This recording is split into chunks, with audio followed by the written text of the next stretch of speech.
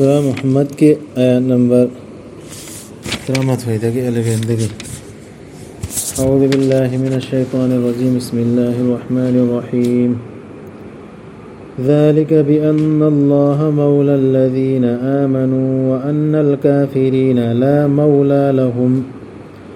इन्नल्लाह युदखिलुल लज़ीना आमनू व अमिलुस सालिहाति जन्नात तजरी मिन तहतिहल अनहार वल्लज़ीन कफ़रू यतमत्तऊन व यअकुलून कमा तअकुलुल अनआमु वन्नारु मथवल लहुम वकअय्यिम मिन क़र्यतिन हिय अशद्दु क़ुव्वतम मिन क़र्यतिक अल्लती अख़रजतक अहलकनाहुम फला नासिर लहुम अफमन कान अला बय्यिनतिन मिन रब्बिही कमन ज़ुय्यिन लहु सूअु अमलिही वत्तबअू अहवाअहुम मसलुल जन्नति अल्लती वुइदल मुत्तक़ून फ़ीहा अनहारुम मिन माइन ग़ैरि आसिनिन व अनहारुम मिन लबनिन लम यतग़य्यर तअमुहु व अनहारुम मिन ख़म्रिन लज़्ज़तिन लिश्शारिबीन व अनहारुम मिन असलिम मुसफ़्फ़ा व लहुम फ़ीहा मिन कुल्लि थमराति व मग़फ़िरतुम मिन रब्बिहिम कमन हुवा ख़ालिदुन फ़िन्नारि वसुक़ू माअन हमीमन फ़क़त्तअ अमआअहुम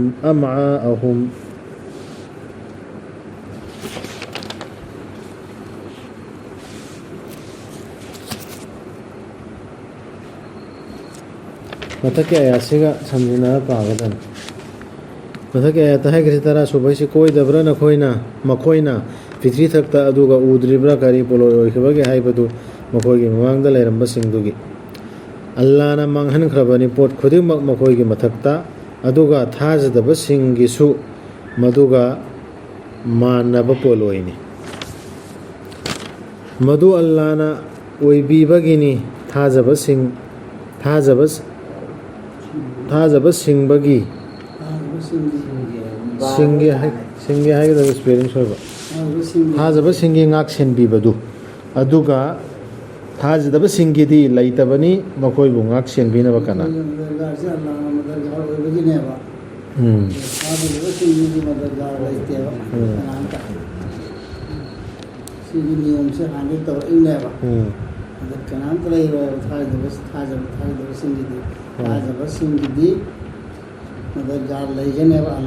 ngak senbiba aduna maram oraga han thajaba singdo mahan thujo adugineba hoi thajaba singi jikki thajaba singse jo aduga mamna chamawan dani kangadoruneba sai kanadana haisi arab ki kufar quraish to adugi mising jo tamda hairi bisi ini apura na ibra hasil tawla मौला है सी मौला है मौला ना का है ना भाई मतें पांग बस है ना बा सेन ना तसेना ना यार ती मरुक सुख नहीं तसेना मत अल्लाह ना चंगहन बिगनी थाजबा अमसुंग अफबा थबक सिंग तौबा सिंगबु हैकोल सिंगदा मदुगे मखादा तुरेल सिंग चेनबा अदुबु थाजदबा सिंगना नुंगाई थोकचै अमसुंग चाय सजिक चाबा सासिंगना चाबगुम अदुना मैदनी मखोइगे लैफम सजिक चाबा सागा पंखक तोरइसि हराम सु हलाल सु कैमति एंगदबा अमांग सोइ सु कैमति एंगदबा हक्चांग द सोकदरा सोइसु दुनियाद नुआ हले कमजा त चाब सरति खंदबा लिमिट सु चांग सु सासंद परमांति जादा चाइना सासन नेवा दि मोदि आखिर की दमत लैतमिन मोहज चाइम त चाबे आदन अदन सासन चाबदम चाया बनि ले अदुगा शहर के आमा नंगी शहर दगी हे नकल्लबा मदीना मक्का दे हे नकल्लबा मदुना नंबु तांथोरखिबा मकादो अखोइना मांगहनख्रबनी मखोइदु कना लैखिदबनी मखोइबु तेंबांग बिनबा मकादे हेलेंबा पांगनदगी आना औखबा मीसिंगिदु तुंगंगी मीसिंगो दुनि हेर पांगन कलेन बना तांथोएना हाइबा नंगी कोमसे नंग तांथोरेबु कोमसे नंग रिजल्ट होलाइबा हाइतारे सी कोमसे कैसे लेबनते अदुगी मीसिंगी पोमन अदु मखोइगी मतेंग पांगनबा कनाम लाखिदे मांगन की पान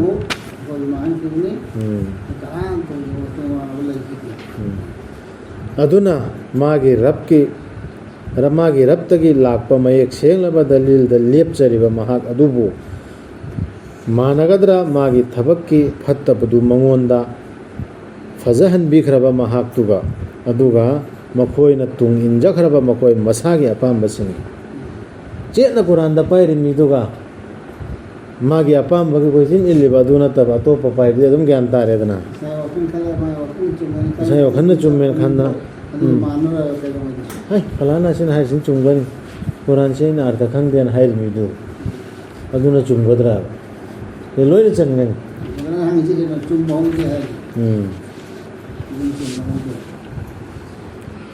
जन्नतु की सक्तम दी मधुबु वदा तौबीरिबा चुमना चच्चबा सिंगदा लैबनी मधुदा इसिंगी तुरेल सिंग मोछिनबा लैत्रबा संगोमगी तुरेल सिंग मधुगी महाव होंगलरोइदबा युगी तुरेल सिंग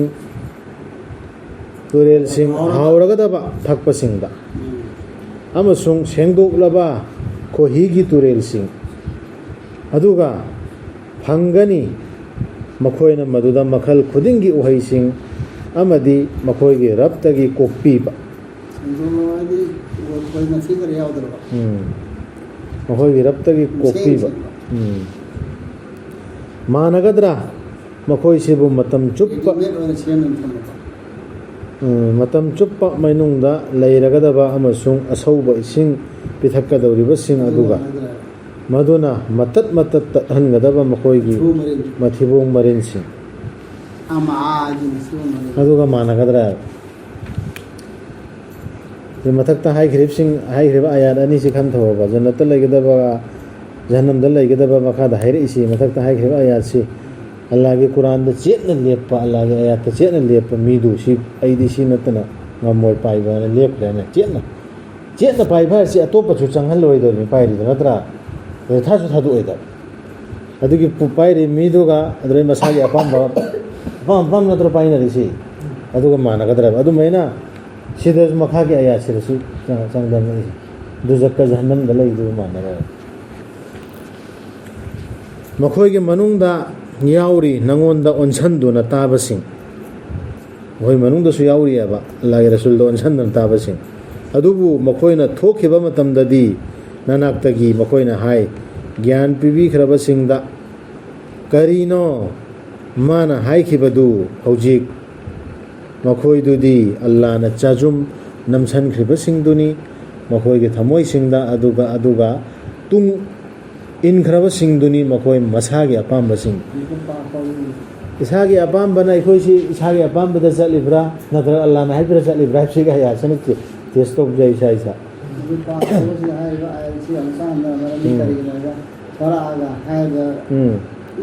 कुरान दे तारे में कुरान दे तारो मेरा सुगी मनाक्ता अदुगा थोगागा हंगनरि मखोइगे मनुंगदा याउरी नंगोंदा ओनसंदुना ताबसिंग अल्लाह के रसूल के मनाक्ता नत्र हुजु कुरान ओनसंदुना तारे कुरान मजलिस याउरै अदुबु मखोइना थोखिबा मतमददी ननाक्तगी अल्लाह के मनाक्तगी रसूल के मनाक्तगी मखोइना हाय ज्ञान पिबिख्रबसिंगदा हाइदि ज्ञान लौसिंग लैबा मीसिंगदुदा मोइना हाइरिमि करियाना करिनो माना हाइखिबदु हौजिक करिनो माना हौजिक हाइखिबसिंगदु आयातु मखोइदुदी अल्लाहना चाजुम नमसनख्रबसिंगदुनी मखोइगी थमोइसिंगदा अदुगा तुंग इनख्रबसिंगदुनी मखोइ मसागे अपामबसिंग तादि तारिबा अदु थोख्रगा करेनरुबा खंगदसु नते ज्ञान पिख्रबसिंगदनी हंगनरिसि ꯍꯥꯏꯗꯤ ꯂꯧꯁꯤꯡ ꯂꯩ ꯒ꯭ꯌꯥꯟ ꯇꯥꯔꯤ ꯂꯩꯕ ꯃꯤꯁꯤꯡꯗꯣ ꯁꯤꯡꯉꯝ ꯂꯩ ꯃꯤꯁꯤꯡ ꯑꯗꯨꯅ ꯒ꯭ꯌꯥꯟ ꯄꯤꯈ꯭ꯔꯕ ꯍꯪꯅꯔꯤꯃꯤ ꯀꯔꯦꯝꯅꯔꯤꯃꯤ ꯀꯔꯤꯅꯣ ꯇꯥꯔꯤꯕ ꯑꯩꯈꯣꯏꯗꯅꯤ ꯍꯥꯏꯔꯤꯁꯤ ꯃꯄꯥꯟꯒꯤ ꯑꯥꯗ ꯃꯤꯗꯨꯅ ꯇꯥꯗꯕ ꯅꯠꯇꯦ ꯍꯥꯏꯔꯤꯁꯤ ꯅꯠꯇꯦ ꯁꯤ ꯇꯥꯕ ꯃꯤꯗꯨꯅꯤ ꯍꯥꯏꯔꯤꯁꯤ ꯁꯤ ꯏꯁꯥ ꯁꯤꯒꯤ ꯈꯨꯠꯂꯥꯏꯁꯤꯡ ꯇꯦꯁ ꯇꯧꯕ ꯌꯥꯏ ꯑꯗꯨꯒ ꯂꯝꯖꯤꯡ ꯂꯧꯖꯔꯕꯁꯤꯡꯗꯨꯗꯤ ꯑꯜꯂꯥꯍꯅ ꯍꯦꯟꯒꯠꯍꯟꯕꯤꯕꯅꯤ ꯃꯈꯣꯏꯗ ꯂꯝꯖꯤꯡ ꯑꯃꯁꯨꯡ ꯄꯤꯕꯤꯕꯅꯤ ꯃꯈꯣꯏꯗ ꯃꯈꯣꯏꯒꯤ ꯇꯛꯋꯥ ꯇꯥꯁꯨ ꯇꯥꯔꯒ ꯂꯝꯖꯤꯡꯁꯨ ꯂꯧꯔꯤꯕ ꯇꯥꯕ ꯅꯠꯇꯕ ꯄꯥꯎꯇꯥꯛ ꯂꯧꯔꯤꯕ ꯈꯟꯊꯔꯤ ꯃꯤꯁꯤꯡꯗꯣ ꯑꯗꯨꯗꯤ ꯑꯜꯂꯥꯍꯅ ꯇꯛꯋꯥ ꯄꯤꯌꯦꯕ ꯃꯈꯣꯏꯗ ꯇꯛꯋꯥ ꯍꯥꯏꯗꯤ ꯆꯦꯛꯁꯤꯟꯅ ꯆꯠꯅꯕ ꯑꯔꯥꯟ ꯍꯦꯛ ꯑꯜꯂꯥꯍꯅ ꯍꯥꯏꯕ꯭ꯔꯥ ꯍꯥꯏꯗꯕ꯭ꯔꯥ ꯆꯦꯛ ꯇꯧꯔ ꯆꯠꯂꯤꯕ ꯀꯤꯅ ꯆꯠꯂꯤꯕ ꯑꯗꯨ ꯄꯤꯌꯦ ꯑꯩꯅ ꯁꯤ ꯇꯧꯔꯤꯕ ꯊꯕꯛꯁꯦ ꯑꯜꯂꯥꯍꯅ ꯌꯥꯕ꯭ꯔꯥ ꯌꯥꯗꯕ꯭ꯔꯥ ꯐꯕ꯭ꯔꯥ ꯐꯠꯇꯕ꯭ꯔꯥ ꯍꯥꯏꯅ ꯆꯠꯄꯁꯦ ꯑꯗꯨꯅꯤ ꯇꯛꯋꯥ ꯍꯥꯏꯁꯦ ꯑꯗꯨꯏꯗꯨ ꯄꯤꯌꯦ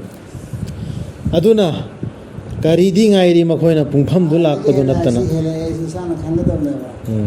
ꯑꯗꯒꯤ ꯍꯥꯟꯅꯗꯒꯤ ꯍꯦꯟꯅ ꯇꯛꯋꯥ ꯑꯣꯏꯔꯦ ꯑꯩꯁꯦ ꯑꯜꯂꯥꯍꯕꯨ ꯀꯤꯔꯦ ꯁꯤ ꯏꯁꯥꯅ ꯈꯪꯒꯗꯕ ꯑꯗꯨꯏꯗꯨ ꯀꯤꯔꯛꯇ꯭ꯔꯕ ꯍꯥꯟꯅꯗꯒꯤ ꯍꯦꯟꯅ ꯁꯤ ꯇꯥꯔ ꯃꯇꯨꯡꯗ ꯁꯤ ꯇꯥꯔ ꯃꯇꯨꯡꯗ ꯍꯦꯜꯂꯛꯇ꯭ꯔꯗꯤ ꯑꯩꯈꯣꯏꯅ ꯇꯥꯔꯣꯏ ꯍꯤꯗꯥꯌꯠ ꯂꯧꯕꯒꯤ ꯈꯨꯠꯇꯥ ꯅꯠꯇꯦ ꯏꯁꯥ ꯏꯁꯥꯅ ꯈꯪꯒꯗꯕꯅꯦ ꯏꯁꯥꯅ ꯇꯦꯁ ꯇꯧꯕ ꯌꯥꯏ ꯑꯗꯨꯒ ꯂꯝꯖꯤꯡ ꯂꯧꯖꯔꯕꯁꯤꯡꯗꯨꯗꯤ ꯑꯜꯂꯥꯍꯅ ꯍꯦꯟꯒꯠꯍꯟꯕꯤꯕꯅꯤ ꯃꯈꯣꯏꯗ ꯂꯝꯖꯤꯡ ꯑꯃꯁꯨꯡ ꯄꯤꯕꯤꯕꯅꯤ ꯃꯈꯣꯏꯗ ꯃꯈꯣꯏꯒꯤ ꯇꯛꯋꯥ ꯂꯝꯖꯤꯡꯁꯨ ꯄꯤꯕꯤꯔꯦ ꯑꯗꯨꯗ ꯉꯁꯥꯏ ꯆꯦꯛꯁꯤꯟꯕꯩ ꯇꯛꯋꯥ ꯑꯜꯂꯥꯍꯕꯨ ꯀꯤꯕꯗꯨꯁꯨ ꯄꯤꯔꯦꯕ ꯑꯜꯂꯥꯍꯅ ꯑꯗꯨꯅ ꯀꯔꯤꯗꯤ ꯉꯥꯏꯔꯤ ꯃꯈꯣꯏꯅ ꯄꯨꯡꯐꯝꯗꯨ ꯂꯥꯛꯄꯗꯨ ꯅꯠꯇꯅ ꯃꯈꯣꯏꯗ ꯏꯈꯪ ꯈꯪꯍꯧꯗꯅ ꯁꯤꯕ ꯀꯌꯥꯃꯠ ꯍꯥꯏꯕꯁꯤ ꯏꯈꯪ ꯈꯪꯍꯧꯗꯅ ꯂꯥꯛꯀꯅꯤ ꯍꯥꯏꯕꯁꯤ ꯈꯪꯉꯦꯗꯅ ꯁꯤꯗꯒꯤ ꯑꯗꯨꯕꯨ ꯁꯣꯏꯗꯅꯃꯛ ꯂꯥꯛꯈ꯭ꯔꯕꯅꯤ ꯃꯗꯨꯒꯤ ꯏꯪꯒꯤꯠꯁꯤꯡ ꯈꯔꯗꯤ ꯅꯤꯁꯥꯅꯤ ꯈꯔꯗꯤ ꯏꯪꯒꯤꯠ ꯈꯔꯗꯤ ꯈꯨꯗꯝ ꯈꯔꯗꯤ ꯂꯥꯛꯈ꯭ꯔꯦꯕ ꯑꯗꯨꯅ ꯀꯔꯝꯅ ꯀꯥꯟꯅꯒꯅꯤ ꯃꯈꯣꯏꯗ ꯑꯗꯨꯅ ꯀꯔꯝꯅ ꯀꯥꯟꯅꯒꯅꯤ ꯃꯈꯣꯏꯗ ꯃꯗꯨꯅ ꯂꯥꯛꯈ꯭ꯔꯕꯗ ꯃꯈꯣꯏꯅ ꯃꯇꯝꯗꯨꯗ ꯅꯤꯡꯁꯤꯡꯕꯗꯨꯗ ꯂꯥꯛꯑꯀꯥꯟꯗ ꯅꯤꯡꯁꯤꯡꯕꯗꯨꯅ ꯀꯔꯤꯅꯣ ꯀꯥꯟꯗꯧꯔꯤꯁꯤ ꯑꯗꯨꯗꯤ ꯐꯤꯔꯥꯎꯟꯁꯨ ꯅꯤꯡꯁꯤꯡꯈꯤꯗꯅ ꯃꯣꯠ ꯂꯥꯛꯀꯥꯟꯗ ꯏꯁꯤꯡ ꯃꯅꯨꯡꯗ ꯑꯩ ꯌꯥꯔꯦ ꯃꯨꯁꯥꯒꯤ ꯍꯥꯔꯨꯟꯒꯤ ꯑꯜꯂꯥꯍꯗ ꯏꯃꯥꯟ ꯄꯨꯔꯛꯑꯦꯅ ꯑꯗꯨꯗꯤ ꯀꯔꯤꯝ ꯀꯥꯟꯅꯔꯣꯏ ꯑꯗꯨꯅ ꯈꯪꯉꯨ ꯃꯨꯍꯝꯃꯗ ꯁꯜꯂꯜꯂꯥꯍꯨ ꯑꯂꯩꯍꯤ ꯋꯁꯜꯂꯝ ꯑꯗꯨꯗꯤ ꯂꯩꯇꯕꯅꯤ ꯂꯥꯏ ꯏꯂꯥ ꯑꯃꯠꯇ ꯑꯜꯂꯥꯍ ꯅꯠꯇꯅ ꯂꯥꯠꯄꯗ ꯃꯇꯤꯛ ꯆꯥꯕ ꯃꯄꯨ ꯑꯜꯂꯥꯍ ꯅꯠꯇꯅ ꯀꯅꯥꯝꯇ ꯂꯩꯇꯕꯅꯤ ꯅꯪ ꯈꯪꯉꯣꯅ ꯔꯁꯨꯜꯗ ꯍꯥꯏꯔꯤ ꯈꯪꯉꯣꯅ ꯍꯥꯏꯔꯤꯁꯤ ꯑꯜꯂꯥꯍꯒꯤ ꯔꯁꯨꯜ ꯈꯪꯗꯕ ꯅꯠꯇꯦ ꯈꯪꯉꯤꯕ ꯅꯠꯇ꯭ꯔꯣ ꯈꯪꯉꯣꯅ ꯑꯃꯨꯛ ꯍꯟꯖꯤꯟ ꯍꯟꯖꯤꯟ ꯍꯥꯏꯔꯤꯁꯤ ꯀꯨꯔꯥꯟꯗ ꯑꯩꯈꯣꯏꯗ ꯍꯥꯏꯔꯤꯃꯤ ꯔꯁꯨꯜꯗ ꯍꯥꯏꯔꯤꯃꯤ ꯃꯇꯝꯗꯨꯗ ꯍꯥꯏꯗꯤ ꯑꯗꯨꯏꯗꯤ ꯑꯜꯂꯥꯍꯅ ꯍꯥꯏꯔꯤꯁꯤ ꯏꯜꯂꯣꯕ ꯁꯤ ꯄꯥꯏꯔꯣꯕ ꯆꯦꯠꯅ ꯈꯪꯉꯗꯤ ꯁꯤ ꯄꯥꯏꯗꯧ ꯅꯠꯇ꯭ꯔꯣ ꯉꯥꯛꯄꯤꯅꯕ ꯍꯥꯏꯖꯧ ꯅꯪꯒꯤ ꯅꯔꯥꯜ ꯑꯃꯁꯨꯡ ꯊꯥꯖꯔꯕ ꯅꯤꯄꯥꯁꯤꯡ ꯑꯃꯁꯨꯡ ꯊꯥꯖꯔꯕ ꯅꯨꯄꯤꯁꯤꯡꯒꯤ ꯂꯣꯏꯅꯃꯛ ꯃꯣꯃꯤꯟ ꯑꯃꯁꯨꯡ ꯃꯣꯃꯤꯅꯥꯠꯁꯤꯡꯒꯤ ꯑꯩꯈꯣꯏꯁꯨ ꯗꯨꯋꯥꯗ ꯌꯥꯎꯔꯤꯗꯅ ꯑꯗꯨꯏꯗꯨ ꯑꯜꯂꯥꯍꯅ ꯍꯥꯏꯔꯤꯁꯤ ꯑꯜꯂꯥꯍꯗꯤ ꯈꯪꯕꯅꯤ ꯅꯈꯣꯏꯅ ꯂꯦꯡ ꯑꯣꯠꯂꯤꯕꯗꯨꯁꯨ ꯑꯃꯁꯨꯡ ꯅꯈꯣꯏꯒꯤ ꯄꯣꯊꯥꯐꯝꯁꯨ ꯅꯈꯣꯏꯅ ꯁꯨꯔꯤꯕ ꯂꯦꯡꯉꯤꯕ ꯂꯣꯏꯅ ꯈꯪꯉꯤ ꯅꯈꯣꯏꯅ ꯄꯣꯊꯥꯐꯝ ꯑꯍꯤꯡꯒꯤ ꯐꯃꯨꯡꯗ ꯄꯣꯊꯥꯔꯤꯗꯣ ꯑꯗꯨꯁꯨ ꯈꯪꯉꯦꯕ ꯑꯜꯂꯥꯍ ꯊꯥꯖꯕꯁꯤꯡꯅ ꯍꯥꯏ ꯀꯔꯤꯒꯤ ꯊꯥꯗꯔꯛꯇꯕꯒꯦ ꯑꯩꯈꯣꯏꯗ ꯁꯨꯔꯥ ꯑꯃ ꯀꯔꯤꯒꯤ ꯊꯥꯗꯔꯛꯇꯕꯒꯦ ꯑꯩꯈꯣꯏꯗ ꯁꯨꯔꯥ ꯑꯃ ꯑꯗꯨꯕꯨ ꯆꯞ ꯆꯥꯕ ꯁꯨꯔꯥ ꯑꯃ ꯊꯥꯗꯔꯛꯂꯕꯗꯤ ꯃꯗꯨꯗ ꯂꯥꯟ ꯄꯟꯕ ꯍꯥꯏꯗꯤ ꯂꯥꯟ ꯄꯟꯕ ꯁꯨꯔꯥ ꯑꯃ ꯊꯥꯗꯔꯛꯑꯣꯅꯦ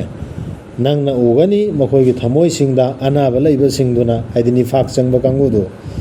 ꯅꯪꯉꯣꯟꯗ ꯌꯦꯜꯂꯛꯄ ꯁꯤꯕꯅ ꯅꯪꯉꯣꯟꯗ ꯌꯦꯡꯂꯛꯄ ꯁꯤꯕꯅ ꯂꯥꯛꯁꯤꯜꯂꯛꯂꯕ ꯃꯤꯅ ꯌꯦꯡꯕꯒꯨꯝ ꯁꯤꯔꯝꯗꯥꯏꯗ ꯌꯦꯡꯉꯛꯄꯗꯨ ꯌꯦꯡꯉꯛꯄꯗꯨ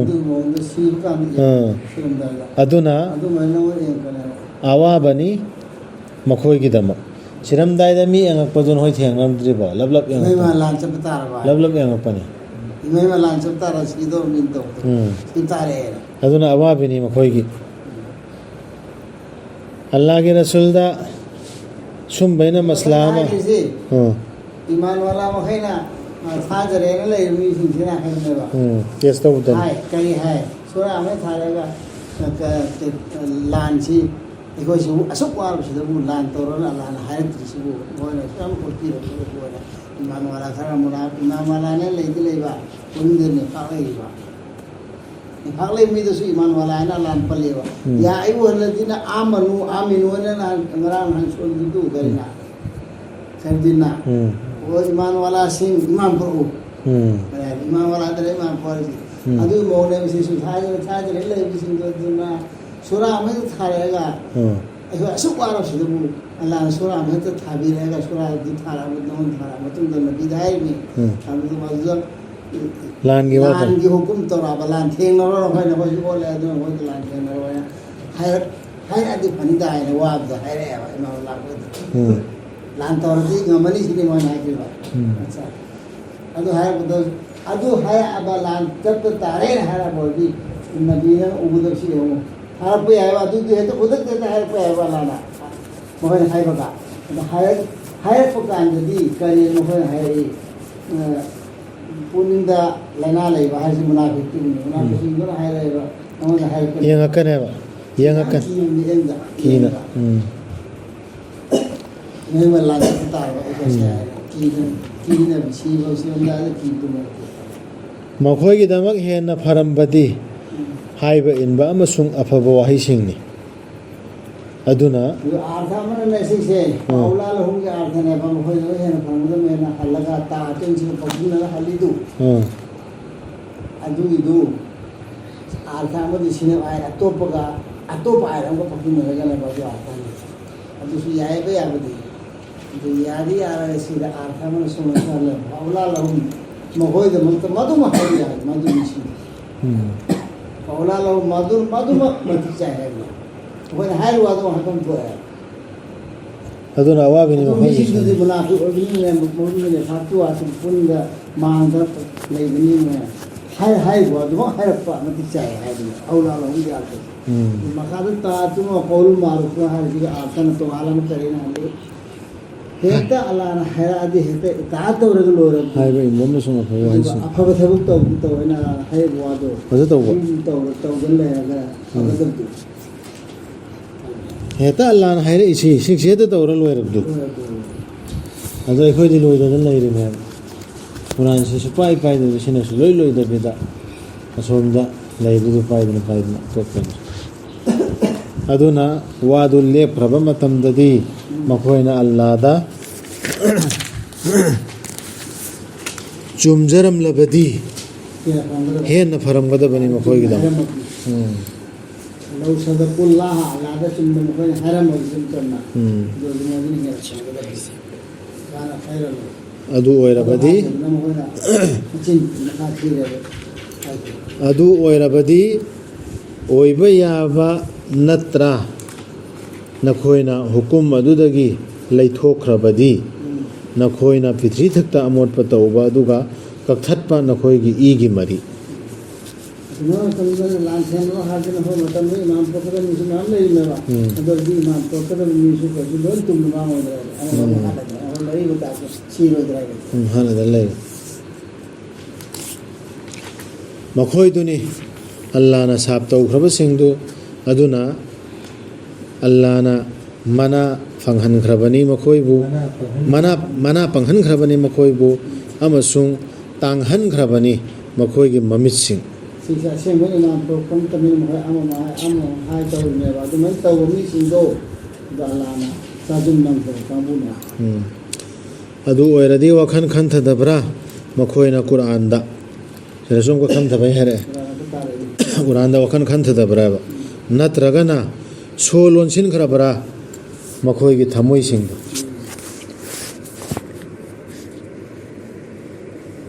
सेबो तौसिया सरतम कम लेने सांग